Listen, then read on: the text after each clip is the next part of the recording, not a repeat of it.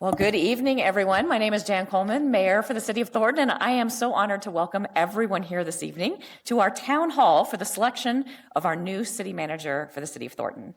Thank you to everyone who's attending in person, and thank you to those that are joining us online as well. I want to recognize our council members that have joined us this evening. From Ward 1, we have Justin Martinez and Kathy Henson. From Ward 2, we have Roberta Ayala and Jessica Sandgren. From Ward 3, we have Tony Unrein. And from Ward 4, we have Chris Russell and our Mayor Pro Tem, Karen Bigelow. This recruitment began back in February when Kevin Woods announced his retirement as the city manager after serving the city for over 6 years. Using an executive recruiting firm, we received 25 applications, which the council then narrowed down to 5 finalists. One of the candidates did drop out prior to the start of our interview process. But in addition to the standard background and qualification checks, this process has involved a tour of Thornton, a meet and greet, and interviews with several panels, including the council, community leaders, local city managers, and the senior leadership team. So thank you to all of the individuals who came and gave up their time to assist us with this process. We are grateful for you and for the feedback that you all provided for us. After the process over the past 2 days, the council has narrowed the candidate pool to these 2 individuals behind me, Tansy Hayward from Raleigh, North Carolina, and Redmond Jones from Iowa City, Iowa. In a moment, they will start with a more thorough introduction of themselves, but I'm about to turn it over to Vince Aragon. He's our sales and marketing coordinator from Parks, Recreation, and Community Programs, and he will be moderating this panel by asking a series of questions this evening. These questions were submitted by the community and our employees, and we have also provided paper in the back if you think of a question that you would like to ask. If you're watching from home, feel free to submit your questions into the chat feature. We will ask as many questions as we can based on the time that we have available. At the end of the town hall, we will have some time for you to submit feedback about the event. Feedback can be submitted in a variety of ways. In person, you can use the QR code, which will be available at the end of the meeting, submitting feedback into the chat feature on Zoom, or you can email Amy Agredano. That's amy.agredano@thorntonco.gov. So again, thank you so much for your participation this evening. And I am now going to turn it over to our hostess with the mostest and the voice of all of our community events, Mr. Vince Aragon. All right. Thank you, Mayor. I have definitely trained you well. Good job. So once again, my name is Vince. I'm the sponsorship and marketing coordinator with the city. I worked here for 23 years, and I have a unique position here because I was also born and raised in Thornton. Went to North Star Elementary, Pecos Junior High, and Thornton High School just down the road. I also have had the privilege of living in all 4 wards here, so I know Thornton really well. So I have a vested interest in this, so I feel very honored to be doing this with you tonight. And our first question is going to go to Tansy. You can please step up. Once again, in case you didn't hear the process, you have 3 minutes to answer the question. Questions will be up on the monitor if you need them. Please tell us about yourself. Hi, thank you everybody for having me here tonight and for people giving up their Friday evening. So I'm Tansy Hayward. As was introduced, I'm currently the Deputy City Manager in Raleigh, North Carolina, and I've been with the City of Raleigh, North Carolina 10 years next week, so just shy of my 10-year anniversary there. So I grew up in Kansas in a very small rural community of about 2,000 people in the Flint Hills. I went to the University of Kansas, which has an amazing public administration program that focuses on local government. Actually, that's a similarity of Redmond and I, so that kudos to the University of Kansas, and thanks for giving us a great start and a great base of knowledge. I've spent my whole adult career in local government, so I worked in the city of Olathe, Kansas, which is, when I was there, just hit 100,000, and they've continued to grow in that time. I left there and went to Des Moines, Iowa, spent about 5 years with the city of Des Moines, Iowa, and then I went to the city of Tacoma, Washington, and was there just shy of 9 years, and then was lucky to spend some time in Raleigh. So I think all Kansans love Colorado, so I am thrilled to be here. Have been really excited to spend time with your council, to meet some of your excellent staff, and appreciate the opportunity to interact with some really engaged, thoughtful community leaders throughout this process. I have twin daughters who are just turned 21 in July, and so my husband and I are moving into the next stage of our lives and really looking for a long-term home that is a little bit closer to our family in Kansas and a lot of family here in the Denver area. And so we are thrilled to have the opportunity to potentially join your community. And I'm really honored that I've had the opportunity to be here speaking with you tonight. Thank you. Redmond? I'll repeat the question. It's a tough one. Please tell us about yourself. Thank you. I don't think I might need my notes for this one, but I want to thank everyone for the opportunity to be here before you this evening. I will say that the competition was very stiff and strong, and so it's quite the honor to be one of the finalists that was the selected to be here to talk before you this evening. So Redmond Jones. So starts out in Cleveland. So I'm a Cleveland Browns fan, and it does make me feel good that at least I'll get to see the Browns and Broncos match up every so often. I will say that Elway is still in my nightmares at times, so it's going to be, I'm going to have to reckon with that. But I first fell in love with public service after realizing that my goals as an artist probably wasn't going to pan out for me. I started off as a commercial artist and realized by my classmates being so good that I probably would be a starving artist if I stuck around with trying to pursue that. So I fell to my next love, which was public service. Along that way, it ran me to a mentor who wound up being the first African-American city manager in the United States, and that was Sylvester Murray. He kind of showed me the light, gave me an opportunity to intern in the city of Las Vegas, where I had a great experience. Came back, finished my bachelor's degree at Cleveland State University, and had to go to City Manager University, which is what we call Kansas University of Kansas. They crack out more city managers than any other school. And so from there, had opportunity to work for cities of Fort Worth, Texas, Lee Summit, Missouri, so many places, Temple, Texas, also Davenport, Iowa, Groveland, Florida, where that was my first city manager position, West Branch, Iowa, where I was also city administrator there, and my most recent appointment and most recent assignment was the city of Iowa City, where I was the deputy city manager. So I'm very excited to be here this evening and talk more about my experiences and my passions about public service and how I would look forward to bringing those skills to you here in Thornton. And while I have 10 seconds left, I also want to recognize my wife and two of my children, Maya and Shelby, Kim, my wife, and there's another daughter out there who is just signed a contract to play basketball in Germany. So she's here by spirit as well, and we all are very happy to be here. Thank you. Thank you. Go ahead and stay up there, Edmund. Go ahead and stay. And sorry, not sorry about the drive. Okay, next question. What attracted you to this position and our city, and what unique qualities or experiences do you bring to this role? Well, I am extremely excited of the growth potential that Thornton has. I've spent most of my time working in communities that are been on the growing trend. Probably the most significant is my experience in Florida, where I would characterize it as hyper growth because we were the fourth fastest growing community in the state of Florida at a time when the state of Florida was the #1 fastest growing state in the union.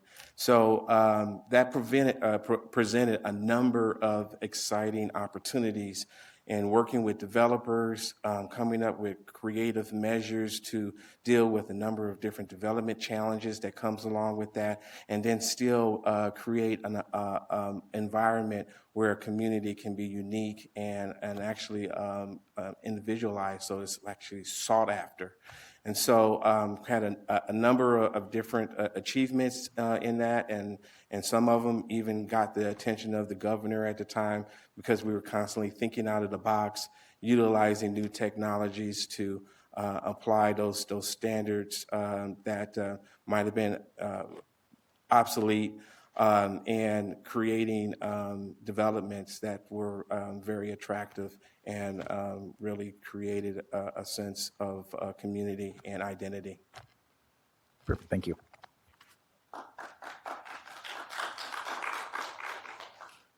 Kenzie, I'll repeat the question. You ready? What attracted you to this position and our city, and what unique qualities or experiences do you bring to this role? Thank you for the question. So I'm going to repeat myself a little bit just shortly because I think ultimately I've had an opportunity to live in communities with incredible quality of life, innovators on staff, strong leaders, and visionaries on the council, and I have loved every experience. So you'll see, I've had long service there, and that's because the service there was gratifying.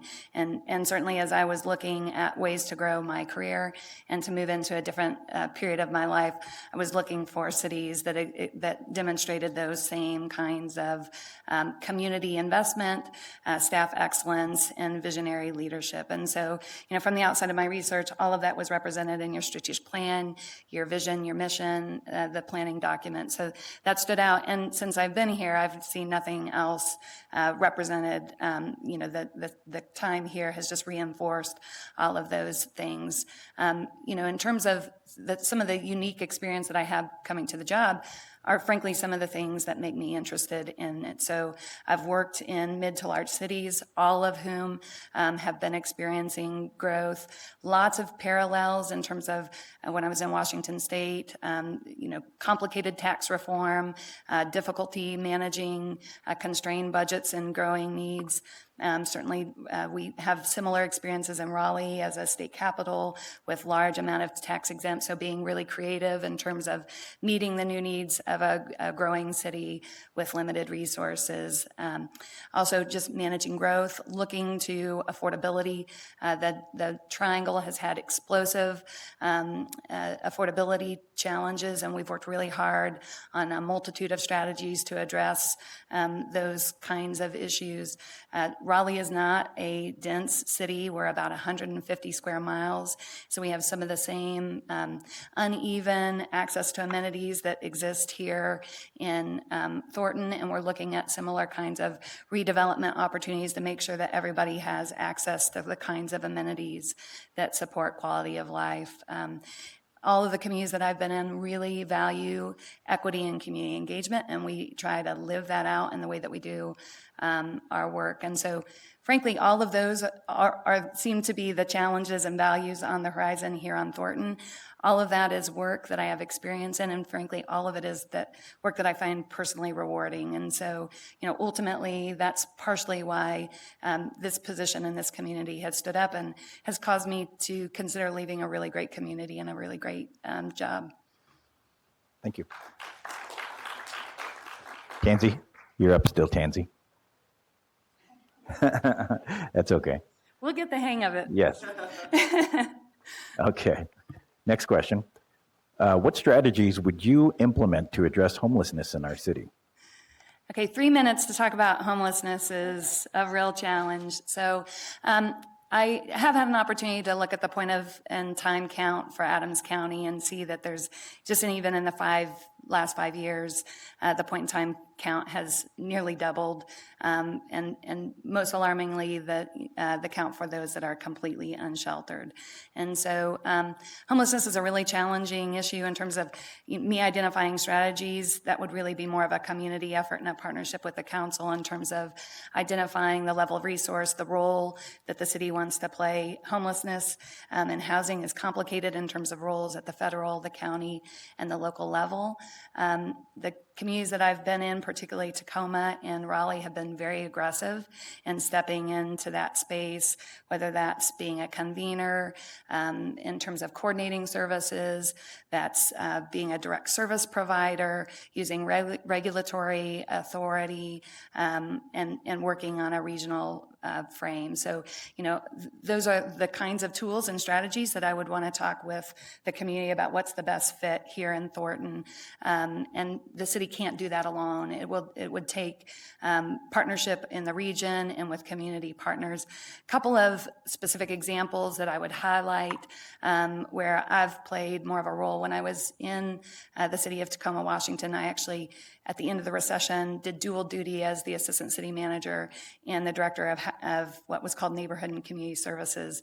And we worked on our comprehensive human services strategic plan and the funding strategy for our nonprofits. We implemented a mental health sales tax, which is unique to Washington State, and we're able to use that as another tool to try to leverage change and meet unmet need. In Raleigh, I'm not specifically responsible for our Housing and Neighborhoods Department, but do work with our Planning and Development Department. We do a lot of cross-departmental teaming, and we've done a lot to pair our land use planning with our affordable housing and our transit goals. And so that's played out in a lot of different ways. I'll just highlight a couple of projects that I've worked on more heavily. The city of Raleigh has been aggressive in acquiring property or using its own property to leverage that as affordable housing. Two of the projects that I've been executive lead on is the redevelopment of some property we have near one of our downtown parks, and then a fairly large site on one of our bus rapid transit corridors that we bought from the state. And so that's an opportunity to bring both community amenities and affordable housing to our community. Thank you. Okay, Redmond, same question for you. What strategies would you implement to address homelessness in our city? Yeah, I agree. That is a very hefty topic to try to take on in 3 minutes, but I can say that that is a topic that I've had a lot of experience in working in Iowa City. Actually, my wife also has been working and tackling that issue as she's on boards that help fund nonprofit agencies that are working directly with unhoused people. So with the city of Iowa City, I've been a part of a task force that is involved in more than just city employees, but also includes county employees, nonprofit agencies, and in some cases, we've even had the first persons who are unhoused be a part of the committee to help us explore and deal with various challenges that unhoused people encounter.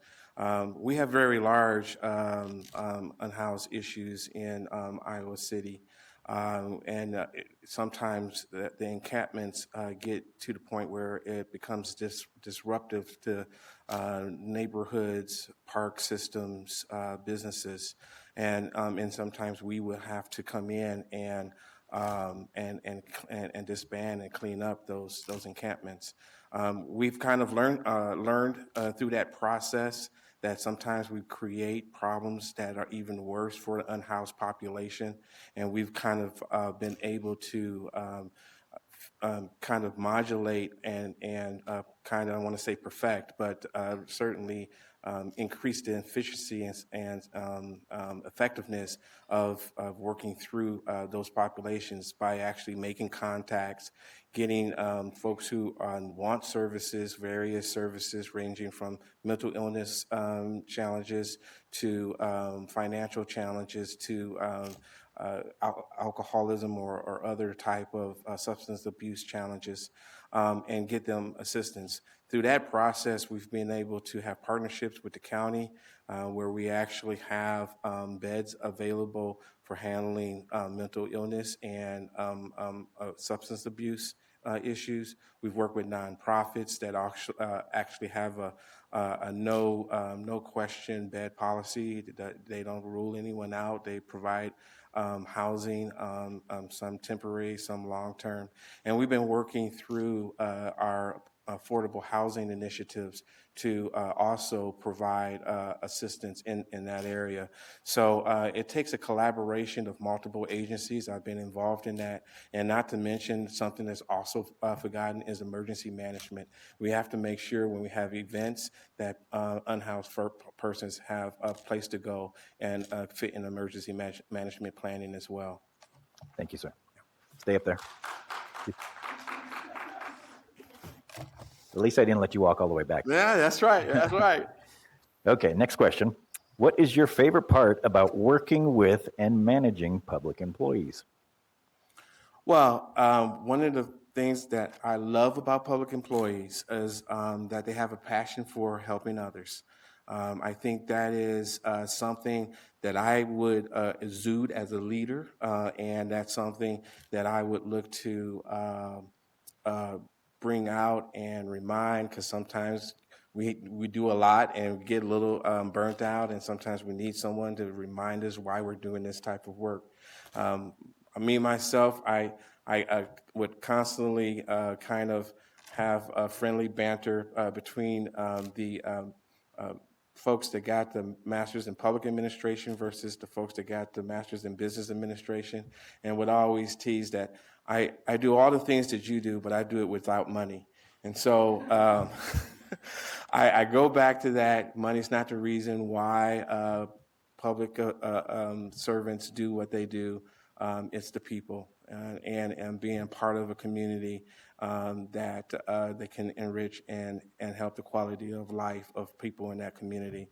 And so remembering that, bringing that to attention when maybe it's a tough day and maybe you listen to somebody who's been dealing with frustrations and wanted to vent. You might need to get someone to blow off a little steam as well, reminding them of why we do what we do. And so I love working with government employees. Thank you.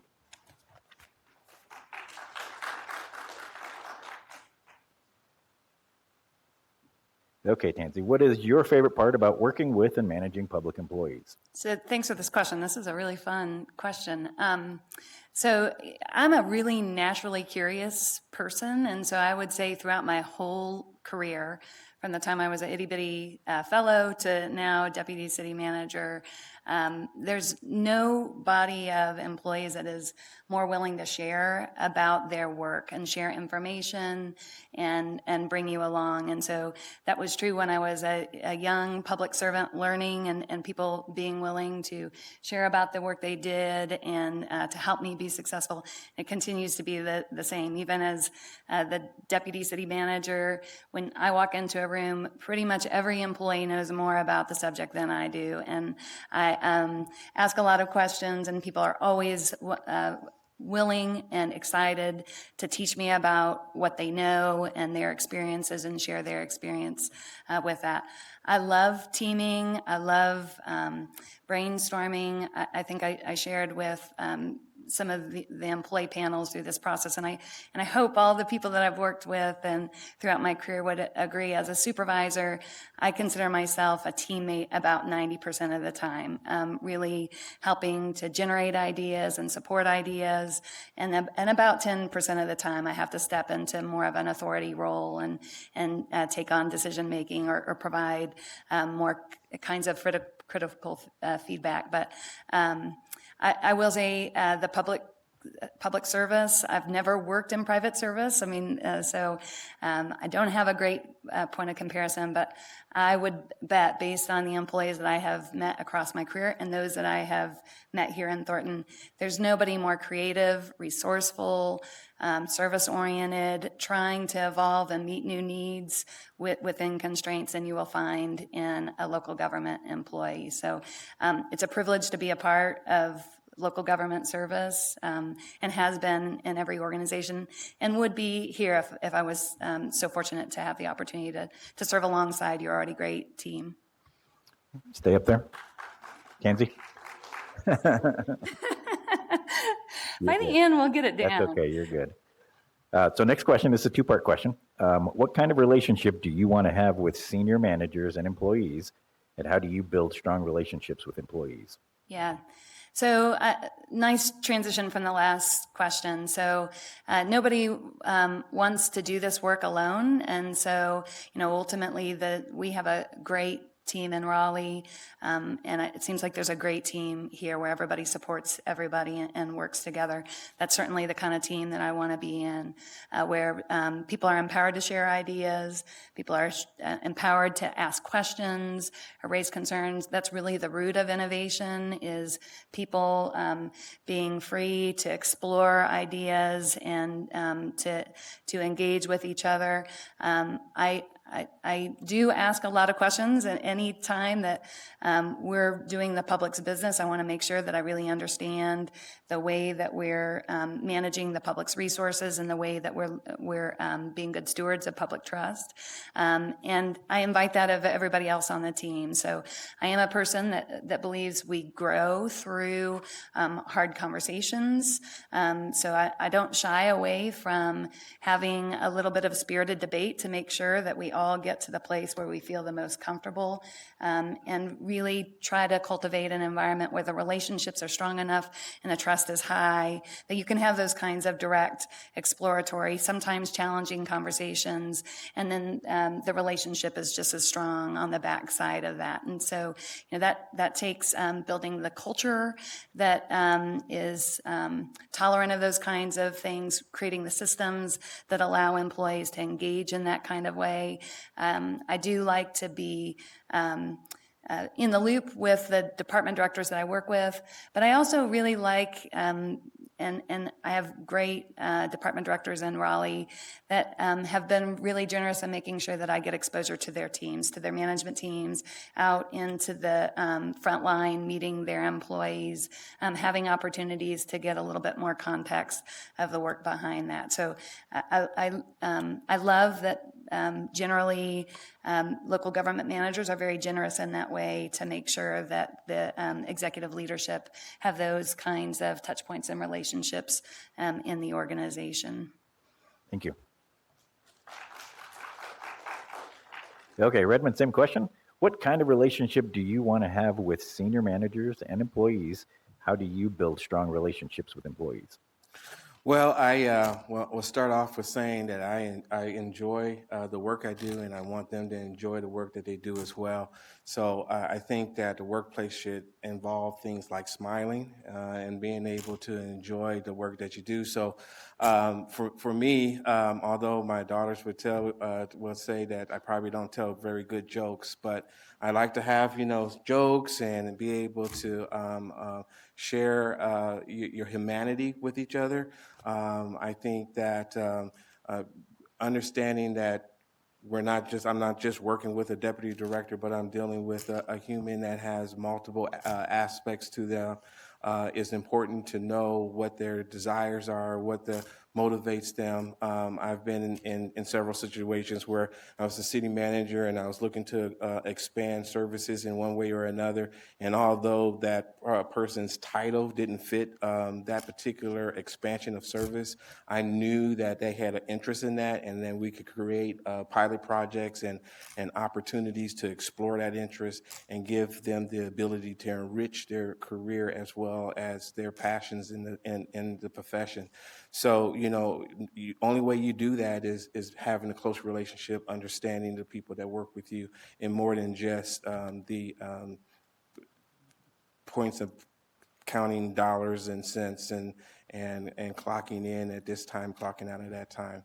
So I try to bring the whole person and understand the whole person and bring that together as a whole team as well. And I think that helps with team building and also exploring and being willing to be vulnerable when you're exploring new ideas and being creative as a team.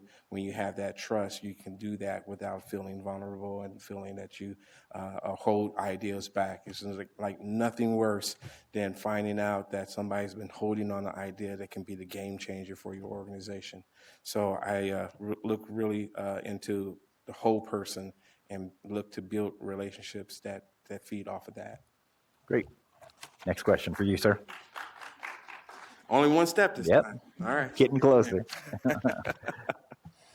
Okay. How do you improve employee retention and recruitment?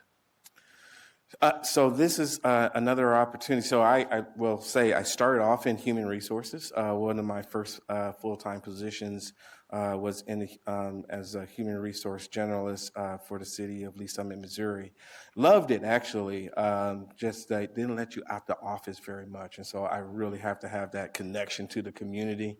And it's really hard for HR person to be involved in knocking on doors and asking for information and feedback from citizens. So they're real good with doing that with employees, but not so much get an opportunity. So I wanted to get out of that. But to get to your question, though, I think it takes a wide range of things. You definitely have to understand your marketplace and who's in that marketplace. And when you're seeking out your top talent, creating venues and things and incentives for your organization that would attract those individuals. You certainly want to maximize on the top quality individuals out there, and then also maximize on your talent that's within.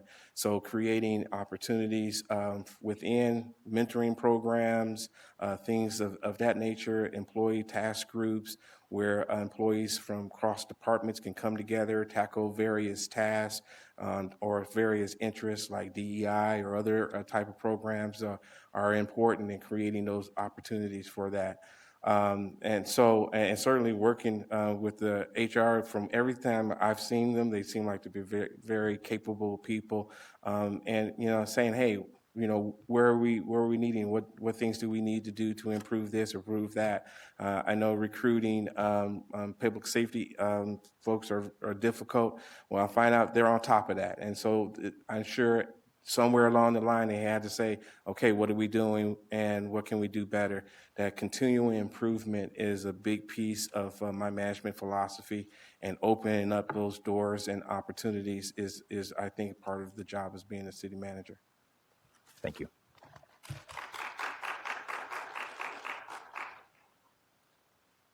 Okay, Tansy, question number 6. How do you improve employee retention and recruitment? Yeah, so because there may be people watching tonight that don't, I do also want to give props to both the police department and the human resources department. It is really astounding how well-staffed the police department here is, and that is very unusual across the country. So just want to give credit where it's due, something that we've learned while we were here. In terms of pay and benefits, I mean, certainly everybody wants to have a living wage and have access to the community. And I think, as I've learned, I think Thornton has been aggressive in trying to make sure that it continues to be competitive in terms of its compensation and its benefits. I'll second the idea that, I've talked a lot about employee culture. And culture matters a lot. How happy people are in the workplace, how much fun they can have, what their career path is. And sometimes we get into a misnomer of thinking about career paths in a very linear way. And so one of the things in Raleigh, we're trying to be really more explicit about what does a career path look like across the city that allows you to move laterally across departments and doesn't keep you within one organization. So setting up the kind of mentoring and coaching and systems that allows people to see those opportunities for growth within their organization helps with retention.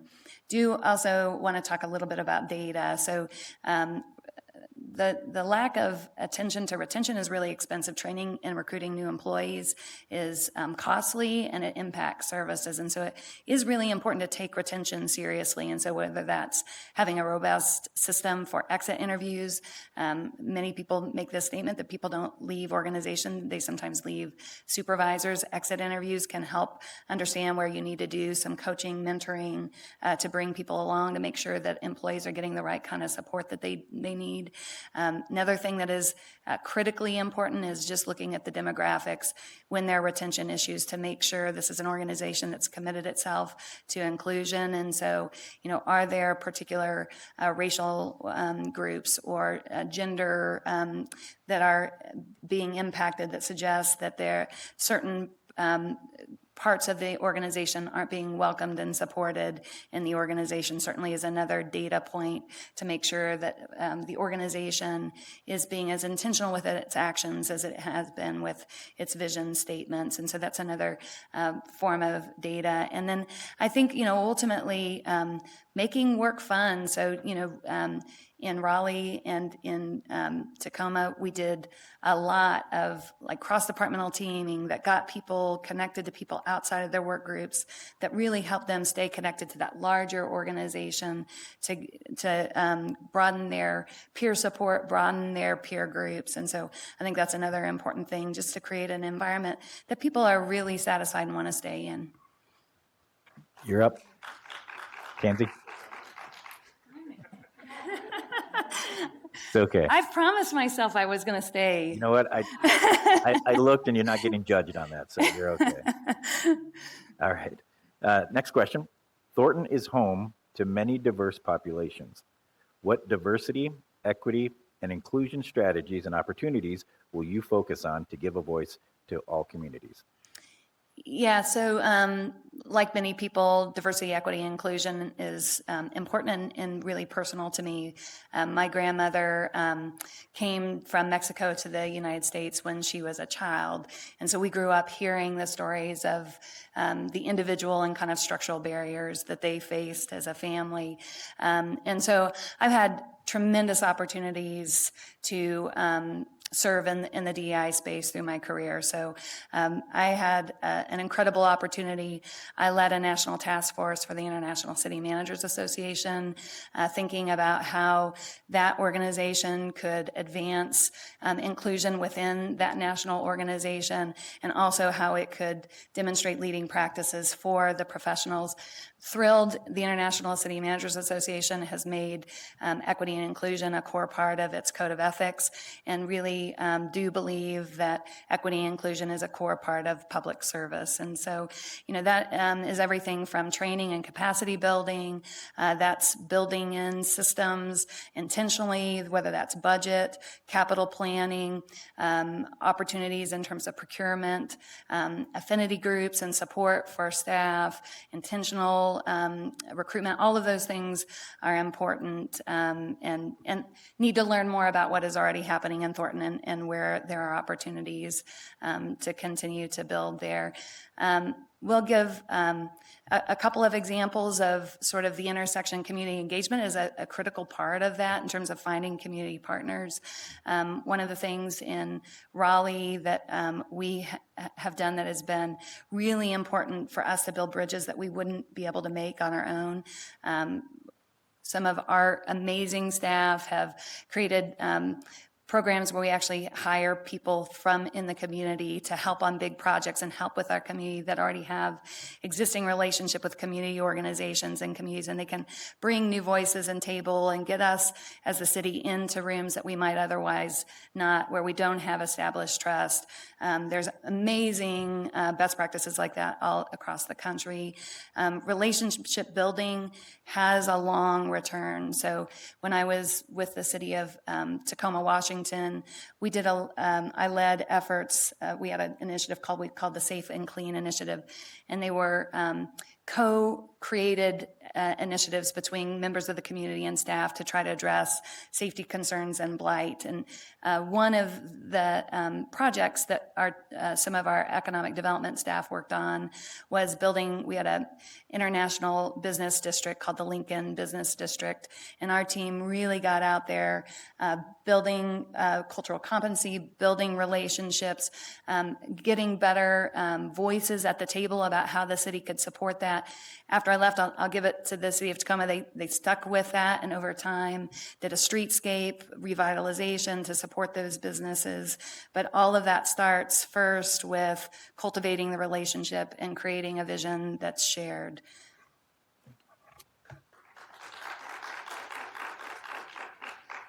Okay, Redmond, once again. Thornton is home to many diverse populations. What diversity, equity, and inclusion strategies, opportunities will you focus on to give a voice to all communities? Sure. So let me start off my response with the experience that really started my career. I mentioned earlier being able to have Sylvester Murray, was the first African American of a major larger city as a city manager, as a mentor, and he provided me the opportunity to intern in the city of Las Vegas. That internship was right after Rodney King, and the city of Las Vegas had a community, West Las Vegas, that had experienced some rioting that resulted in a major shopping area being essentially destroyed and burnt out. And so I, as an intern, was part of a group that came in to start the rebuilding process, and through that try to reach out to the community to include them into what the rebuilding process would look like. So I saw firsthand what happens if you ignore diversity, inclusion, and belonging in the lens of the work that you do. So coming back from that experience, I found myself, when I started entering into the career, that I was always kind of the first. So I was the first African-American city manager in the city of Groveland. I was the first African-American city administrator in the city of West Branch. And even with Iowa City, a much more diverse community, I found that most of the diverse marginalized communities would come to my office to seek various assistance. And so I've become over time very kind of skilled. And frankly, at one point in time in my career, I was the affirmative action officer for the city of Davenport. So I'm comfortable in that space and having conversations that need to be had and charting out practices that are going to overall improve the organization. And that really starts with having a DEI lens that you apply to all the things that you do. There's some things that you would think to have absolutely nothing to do with any of the DEI initiatives, but you will find out that the impacts have a much different result. So, one of the examples it kind of shared in some of the interviews that led up to this point was an example with Davenport, where we were recruiting police officers, and in the background checks of those recruits, we were basically denying a number of applicants because they were involved in arrests as juveniles in our schools. And the only reason we knew about that was because we had SOR, school resource officers, and we had records of those arrests. Well, that was an unfair use of that knowledge, and we had to cease that out, but we only learned of that by having a DEI lens. So, just applying that lens to the work that you do it'd be really critical to have an overall impact on your community. Perfect. You're up next, Bill. I don't even think I made a step Nope, that not time. even a It was step. a move, but... You're getting good. Okay, next question, sir. How do you envision remote hybrid work for employees? Sure. With the city of Iowa City, we kind of took that on. That's been a bigger issue since COVID in particular. But I would say that even working with younger workforces, that's something that they're starting to become a part of the things that they're expecting. So it has to be done in a way that is smart. And so what we did, we started out kind of working with our department heads, trying to identify where we could find spaces and opportunities for that before we roll something out to the employees. And through that, we kind of had a feel for where we could be able to do that without having any type of service delivery shortfalls. So we allow our department heads to make those kind of determinations, work with employees who are interested in that to figure out how that would work and how best that would work. And we started off with the great experiment. And so we looked at it and had implemented it, and just recently came back and did a survey of how it has been working. And we actually found out that in some cases we were even more productive. One of the things, and this is still in the theoretical world, but at least one of the things that I believe has been happening is that there's some employees that enjoy coming to work, so they don't want to work remotely. But what happens typically is, especially when you have a collaborative team, that people will come in and out of your workspace asking for assistance for this or that, and much like an industrial work line, there's this retooling that you have to do when you step away to help your coworkers or what have you. And then when you come back, there's a little time to get back into where you were working before. And so that stop and go or that retooling period takes up time. And with a remote, we found out that that retooling was much less. The offices are a little less busy. Employees who love to come in are finding they have more time to stay on task on the things that they're working on. And then employees who are remoting in are maximizing their time and checking in and doing the things they do that seem to be working very efficiently. So I'm not going to say that there wasn't any bumps in the roads to getting to that point. I mean, certainly when you have multiple departments that are making those kind of judgments and they may not be identical to other departments, there's a certain internal equity that you have to kind of move through and work through. But we did that, and it seems to be working. So I'm all for it. Thank you. Tansy, you'll be up first for the next question. I'm going to hold on to this podium and not let go. One of the really amazing lasting change things that came from the pandemic and is astounding from a change management perspective is how universally and quickly telework practices were. So it's pretty astounding in a short period of time how ubiquitous that became in workplaces. And I do think that there are benefits of telework to some degree. You know, there's some work-life balance opportunities. I think there are some kinds of tasks where some efficiencies are gained from a remote work from home kind of setting. I will say I balance that almost every question that I've answered here. I've talked about teamwork, collaboration, innovation. And so I think that's the one thing that I don't think telework does as well in my experience in terms of getting people, building relationships with each other, having hallway conversations, picking up the odd opportunity to join forces on something they didn't anticipate. That kind of discovery is really challenging in a remote environment. So in Raleigh, I know there's lots of employees listening, probably interested where I am on that. In Raleigh, we do have a citywide policy that provides a little bit more structure about the way that we're going to entertain remote work, and I think it has been beneficial for our organization. So in Raleigh, the majority of our employees, the majority of their time we expect to be in the workplace. That makes sure that symbolically and visibly to the community they're available. It ensures that they're making and maintaining relationships with each other, and they preserve some opportunity for those other benefits in terms of focusing on tasks that make sense from a remote environment. I do want to make it clear, there are some trades where remote work has become more common in that trade. So remote work is a recruitment advantage in some cases.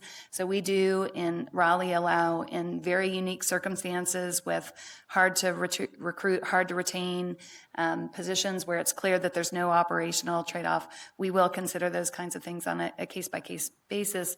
And there is no clear opportunity for everybody to work from home. And it's important to remember most employees that work at the local government level work on the front line and don't have an opportunity to work remotely. And so we do leave supervisors the discretion to make the judgment that roles are not appropriate for our work from home status as well in our policy. Perfect, thank you.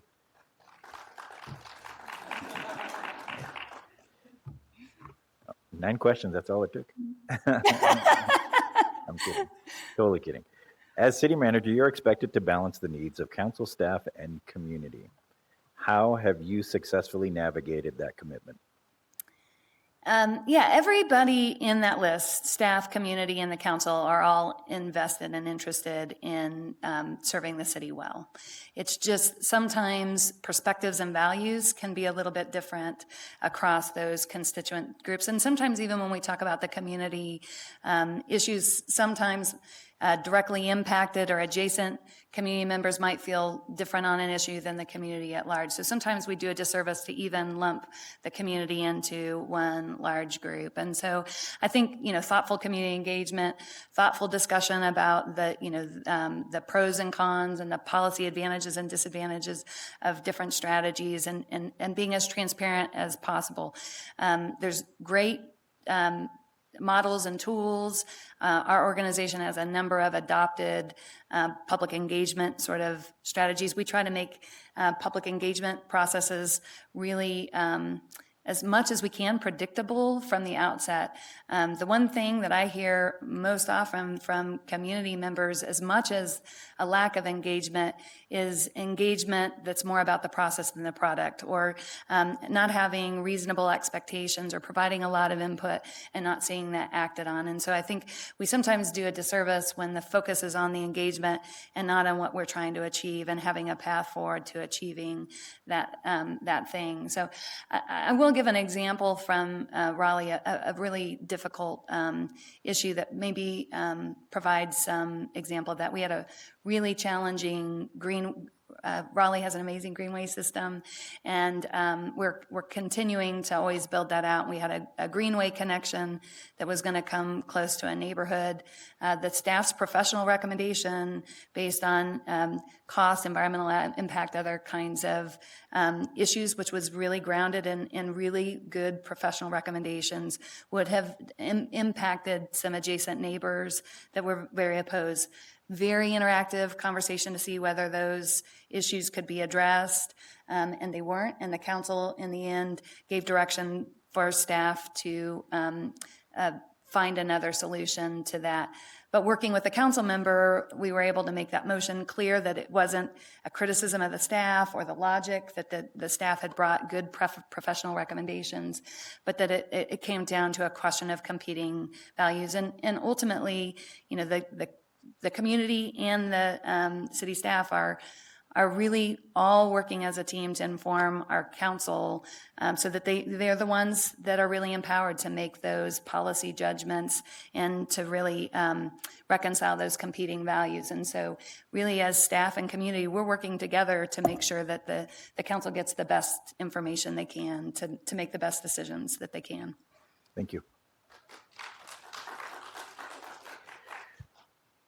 Redmond, I'll repeat the question. As city manager, you are expected to balance the needs of council, staff, and community. How have you successfully navigated that commitment? So, in my previous experiences as city manager, this is one of the most critical tasks that a manager has to do. So I've used several times in this journey this analogy that seems to bring it home. If you would imagine a machine with two major cogs, one cog being the front line or the staff, another cog being the big picture policy making, vision making council. The city manager serves as the WD-40 in between those cogs. And if you remove that WD-40, that lubrication between the cogs, so you certainly can get to a point, but at some point those cogs are going to seize. And so utilizing that analogy really kind of drives home that picture, particularly when you're working with new council persons who have all the passion in the world. They have certain missions that they want to accomplish. That's why they ran for office, but not necessarily understand all of the internal workings of how things best operate in the organization. And I've had a number of conversations where I have orientations with council members, or if council members seem to kind of drift off from that, trying to remind them of that. We all have roles in that organization. The community in that piece provides that engagement responsibility. We need to have, if it's not just voting, being a part of volunteerism, of being a part of the budget process. I know the budget meetings are usually the ones that are least frequent. People see those numbers and start to gloze over, but those are really critical decisions. They really have an impact on where we're moving. We need to have that engagement there. So, so the citizens have a really important piece of this machine as well. So being able to understand and articulate those roles seem to work best in my past experiences in helping create teams that have successes that we can all get behind. Perfect. Thank you, sir. You're up next. What strategies do you use to ensure transparency and accountability in city management? So transparency is almost like an equity lens. You apply that to all the various things that you do, even though you may not think that is something that needs to be particularly transparent, but utilizing that lens. So giving you an example of how to integrate transparency in your day-to-day operations is I like to reach back to the strategic planning process. Usually in that process, you're creating what you want your organization to be striving towards, moving towards, and actually outcomes directly related to.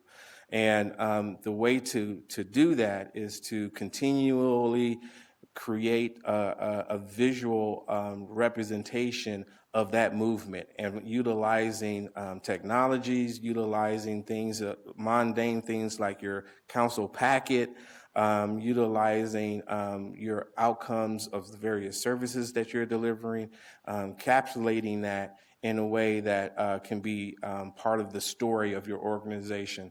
And that picture is transparency.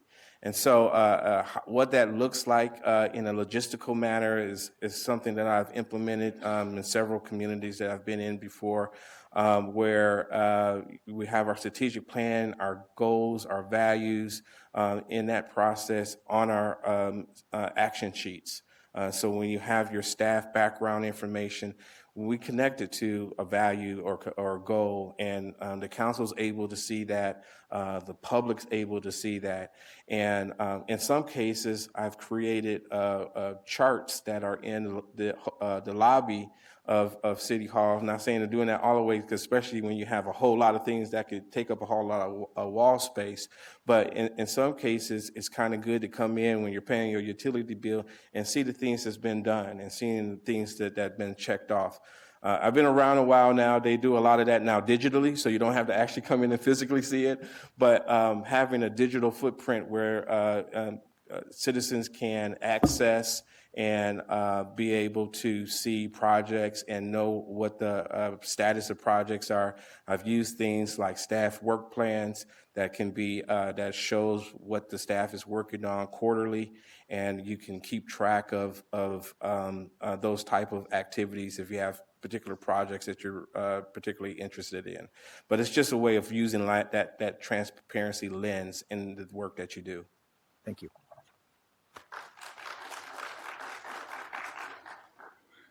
Okay, Tansy, same question. What strategies do you use to ensure transparency and accountability in city management?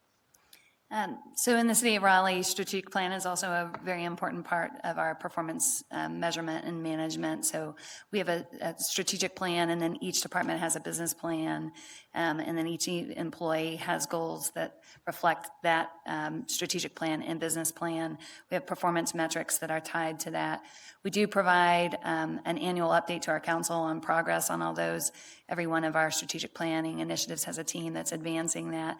And the manager's office meets with, we do something called Core Stat, where we touch base with teams twice a year just to make sure that it's clear that, one, we're monitoring support, but we also want to understand if there are barriers to progress that we can help facilitate to make sure things are being successful.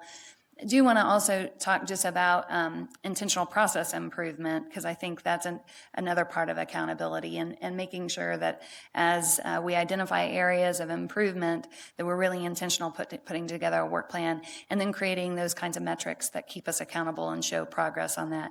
An example that I'll use is we've got a large team in Raleigh.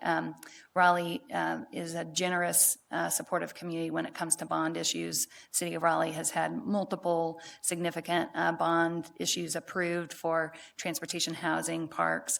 And we knew that our last parks bond, we hadn't been as timely and met the community's expectations as well as we should have. And we just had another bond issue approved. And so we made a commitment to our organization and our community that we were going to be much more intentional about that. And so we had a cross-departmental team, everybody, budget, finance, engineering, parks, the city manager's office, all sitting around the table, understanding the flow of those projects, understanding information sharing, making sure everybody was using terminology in the same way, making sure that we chartered all the projects, making sure that we had internal and external accountability. We are still building the tool, but eventually we will have a public-facing tool and an internal-facing tool that will show everybody the minute that we get off track, and make sure that we are all united in achieving that goal. And so, there is a little bit of a cliche that says if you measure something, it becomes more important. And I do think, when we make a commitment to improve a particular process,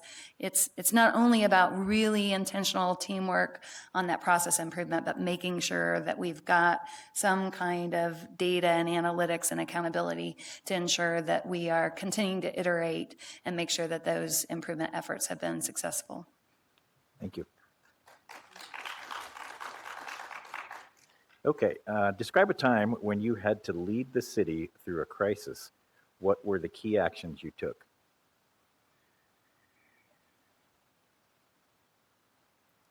Gosh, there are lots of crises, unfortunately. I'm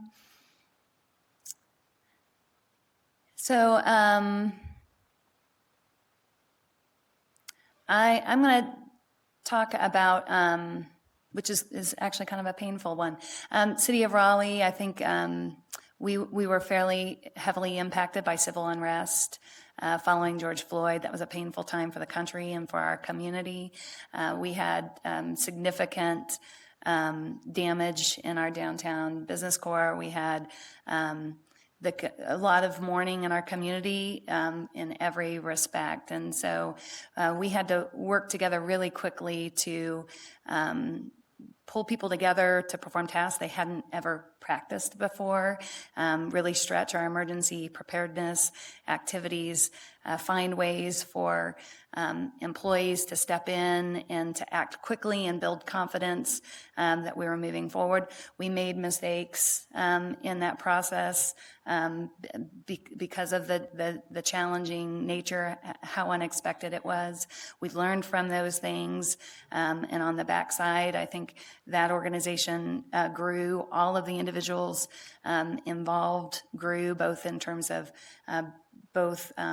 preparing for those kinds of things, and then really trying to, over a period of time, heal. The healing is important as the event itself. And so when there are crises, all cities do a lot in terms of trying to do emergency planning and prepare, and that's the right thing to do. And then unfortunately there are times where you're not going to have a plan and you're not going to have anticipated things. And in those moments, it's the trust and it's the relationship and it's the creative thinking that gets you through what you couldn't anticipate with a plan. Thank you.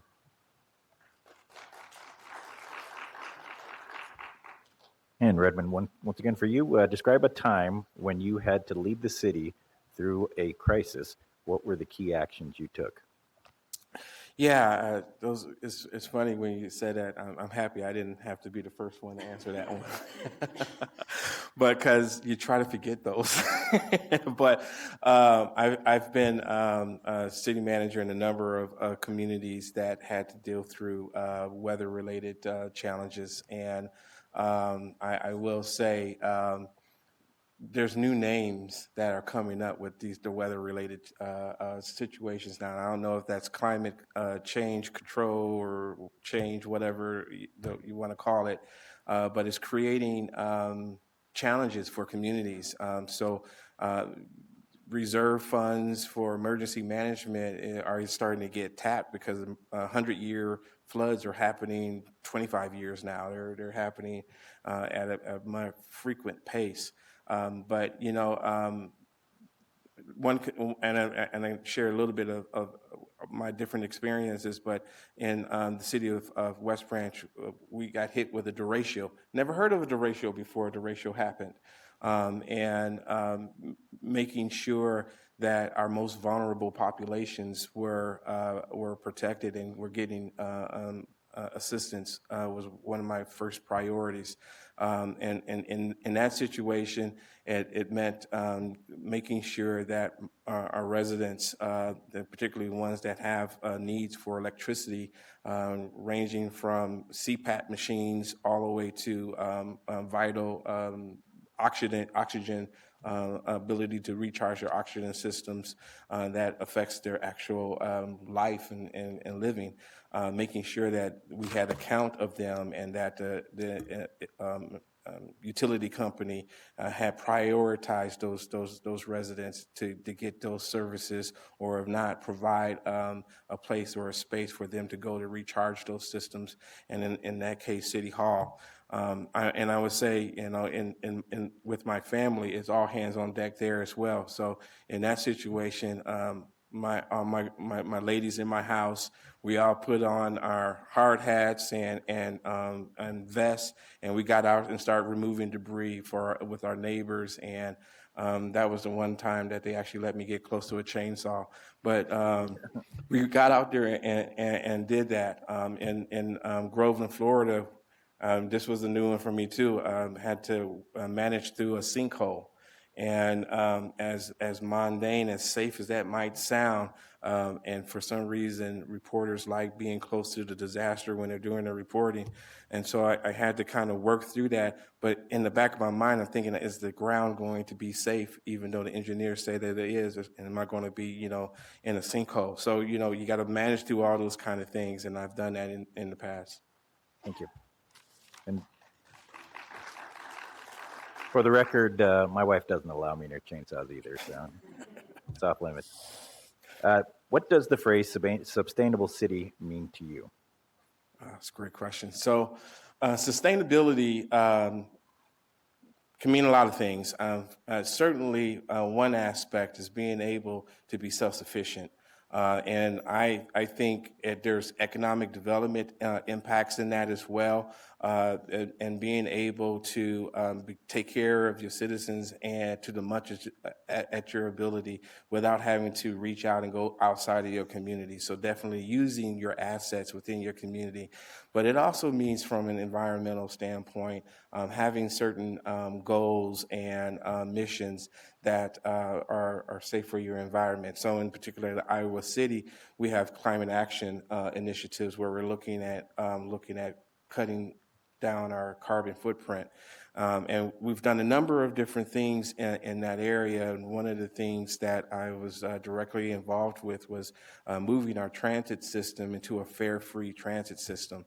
We were able to do that through working through a number of analytics and a number of examinations of our funding sources. And we were able to provide that service to our citizens, which has doubled and even beyond pre-COVID numbers, our ridership.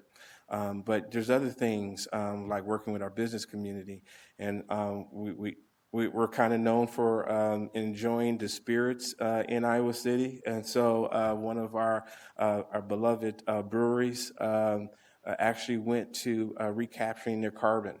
And so they have something called green beer. The beer is not actually green, but it recaptures carbon and reuses it. And we provided a grant to get that started.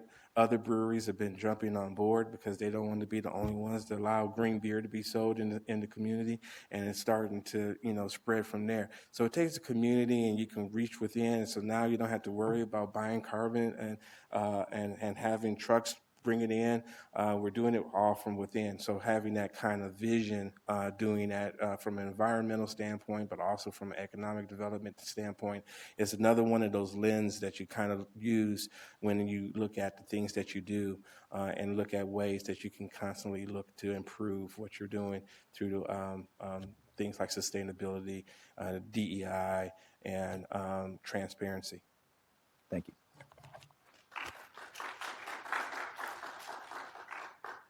Tansy, same question. What does the phrase sustainable city mean to you? Yeah, so sustainability, clearly lots of people are familiar with that term that really does talk about economic sustainability, environmental sustainability, social sustainability, all of those things come in, and there are a lot of overlaps between good DEI work and good sustainability work.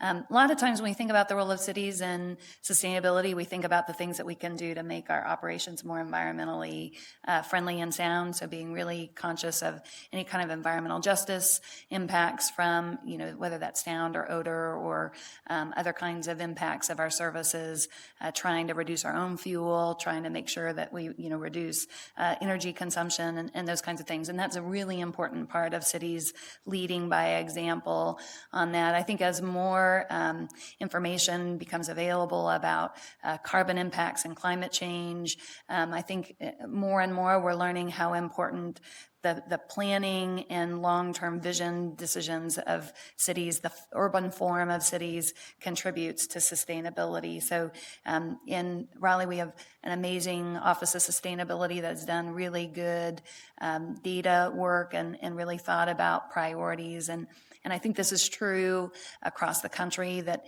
largely, our biggest generators of carbon are based on our transportation and our land use practices, our homes and our buildings. And so the way we shape our city and we grow and we become more dense so that transit works better, so that buildings become more efficient, that we are communities become more walkable and bikeable.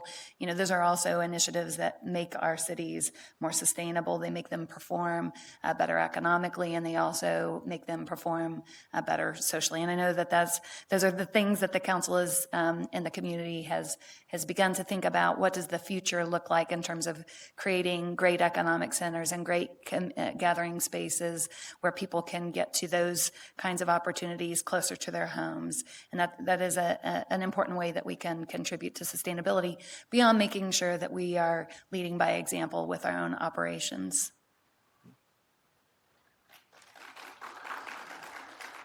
Okay.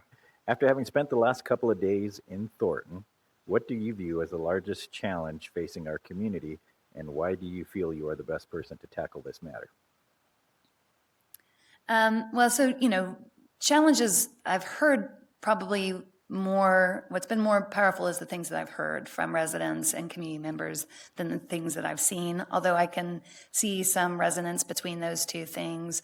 I did spend some time today driving around the south part of the community and yesterday in the northern part. And there's amazing parks. I'm a runner, so I've gotten out on a couple of amazing, beautiful runs in Thornton, and the residents of Thornton, you are lucky to have just a wealth of great resources. I do think I definitely see the absence of more mixed-use spaces, of convenient gathering spots, restaurants, retail, those kinds of things in communities.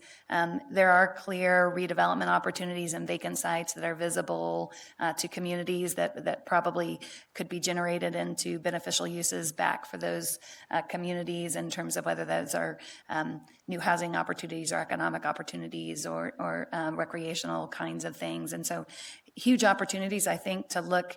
I know there's always a little bit of trade-off with looking at those outward growth, greenfield kinds of opportunities, and then looking at those infill opportunities to leverage the parts of the city that are already developed. And I think, finding a balance between those two things is really going to be critical. I think I did review the citizen satisfaction survey and read a lot about what the community from a statistical perspective is concerned about.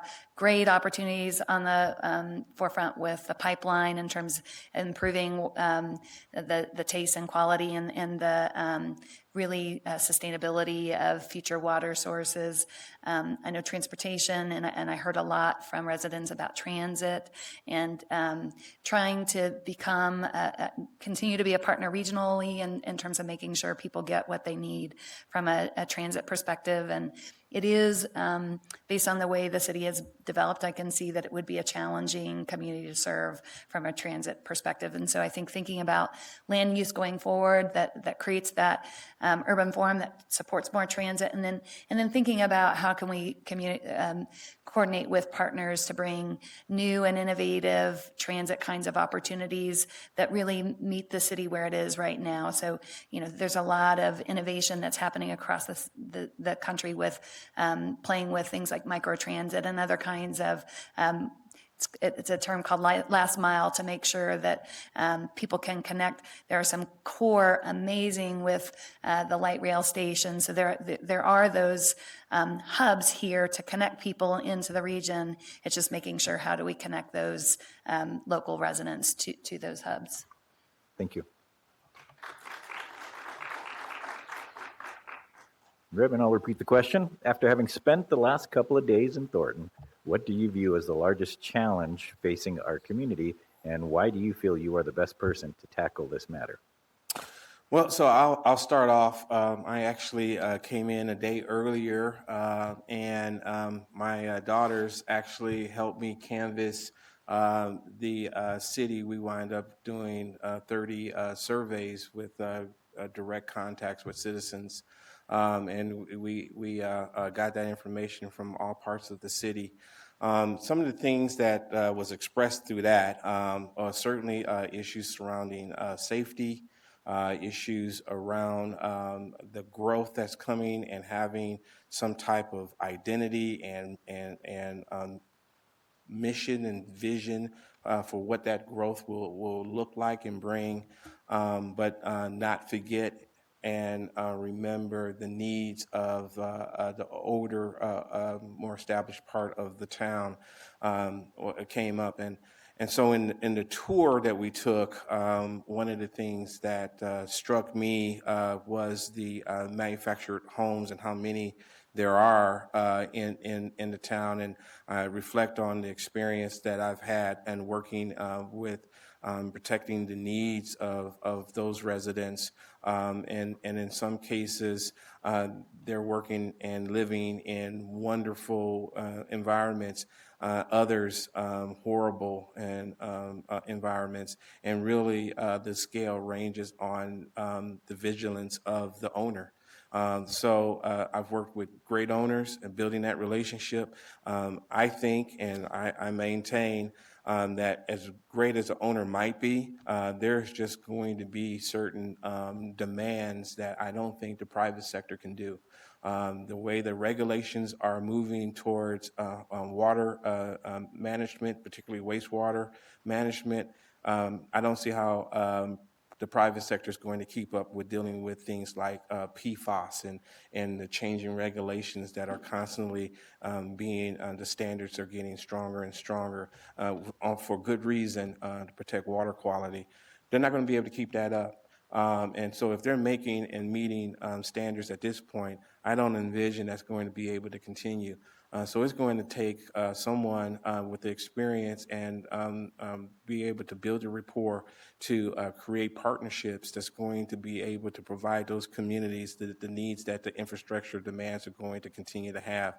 I've also worked with owners that have been bad and worse, and where you wouldn't want any resident in your community to live at that standard, and been a part of initiatives where, like in Iowa City, we went and bought out that project and actually took on the challenge of relocating residents and redeveloping those spaces.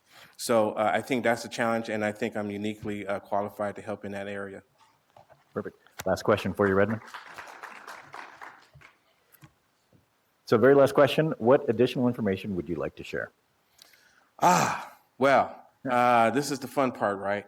I want to say that I am extremely excited to be here, very honored to be one of the candidates that had the opportunity to speak with you this evening. I would be totally enthralled at the opportunity to come and be your city manager. I know, and I've gotten good and fair questions on what that commitment would look like to a community like Thornton, and I can guarantee you that I would be all in. And I will also say I've been all in all the places that I've worked and had the opportunity to serve as city manager in those communities. My wife usually puts a curfew on me and I have to go home after midnight, but outside of that, you have me. And frankly, we work as a unit. And so my daughters, they go out to a lot of the events with me. They put me on a time limit though, so if you come talk to me, you only got 10 minutes with me because they got to put me somewhere else. But you can then reschedule, so it's okay. But that's who we are. I breathe this. I took one small stint where I went to the private side, and sometimes I tease and say it was the dark side. But even Luke Skywalker had to deal with that. So don't worry, I am okay. So. Please, when you look at reviewing this, think about me as a person that's be all in, all Thornton, and I appreciate the opportunity to talk to you this evening. Thank you, sir.